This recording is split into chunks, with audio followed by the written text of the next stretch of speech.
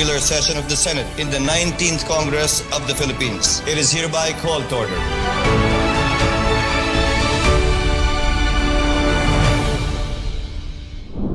The Senate has started the year on a high note, successfully passing several bills on third reading.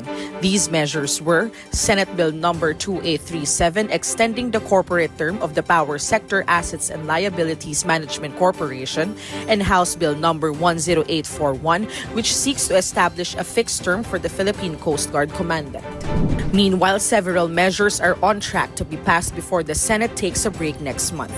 The bills passed on second reading were the E-Governance Act, which aims to modernize governmental operations and ensure the efficiency of institutions, the Philippine Agriculturists Act, which seeks to professionalize the agriculture industry in the country, the Special Defense Economic Zone Act, which seeks to establish a specialized economic zone that will cater to the local arms manufacturing industry, the Capital Market Efficiency Promotion Act, which aims to make the Philippine market more accessible to Filipinos and to reduce investment barriers, the Comprehensive Firearms and Ammunition Regulation Act, which proposes to extend the firearms amnesty for owners of unregistered firearms and holders of expired licenses, the Free Legal Assistance for Military and Uniformed Personnel Act, which seeks to protect the men and women in uniform from baseless harassment suits related to the performance of their official duties, and the measure renewing the franchise of the state-run Intercontinental Broadcasting Network.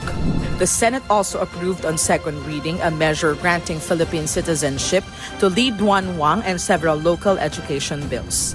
Senator Cynthia Villar pushed for the approval of Welfareville Property Disposition Act of 2025.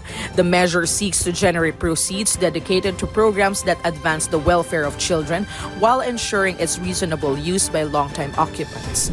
Minority Leader Aquilino Coco Pimentel III sponsored Senate Bill number 2920, which seeks to amend Republic Act number 7309 or the Board of Claims under the Department of Justice.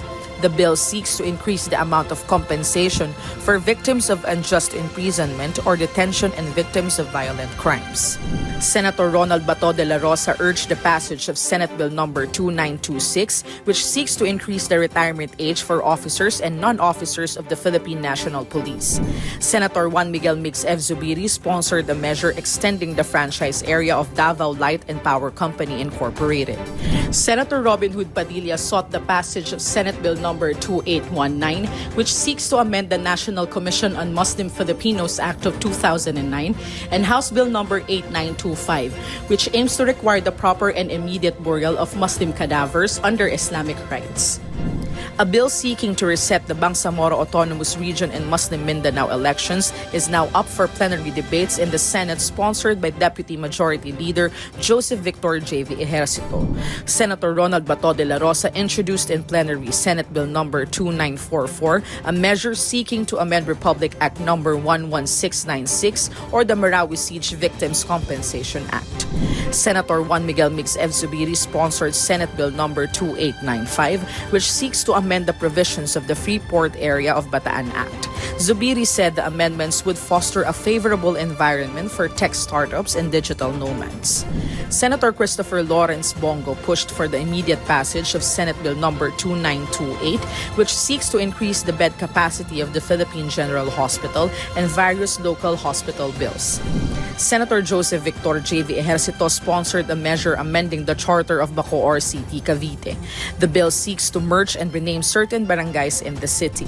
Senate President Francis Cheese Escudero clarified misconceptions surrounding Senate Bill number 890 or the proposed right-sizing the National Government Act of 2022, particularly the concern of potential government employee layoffs once the proposal is enacted into law. To clarify, Mr. President, this proposed bill does not seek to optimize or right-size, I'd rather use the word optimize, any specific government agency. What this bill does, Mr. President, Your Honor, is to outline the requirements before the President can do so, and to establish the guidelines and the direction and the policy and the declaration of policy as to what should be the aim and purpose. And that is not simply to downsize, but to be able to create needed and necessary positions that we need. given the changing times and given the changing demands of the times, Mr. President. This week, the Senate adopted resolutions commending Sofronio Vasquez III for winning The Voice USA Season 26, Denise Zamboanga for her historic victory in the one interim women's atom-weight mixed martial arts, and the police and correction officers who were on duty during the New Year's shootout in Zamboanga City. The Bicameral Conference Committee approved the reconciled version of the bill reorganizing the National Economic and Development Authority into the Department of Economy, Planning and Development. Committee on Cultural Communities and Muslim Affairs Chairperson Robin Hood Padilla presided over the public hearing on Senate Bill number 2288, mandating the establishment of Muslim prayer rooms in all public offices and establishments. Senator Win Gatchalian, chairperson of the Committee on Ways and Means, cited the increase in electronic cigarette use and the unabated illicit trade in tobacco products as major setbacks to government's campaign.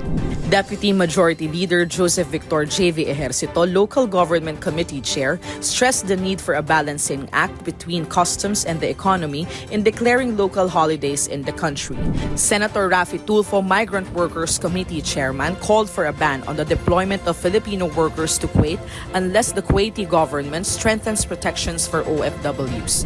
Senator Cynthia Villar led the public hearing on a bill establishing an aquaculture feed mill plant in Capiz to boost the production of local fish farmers.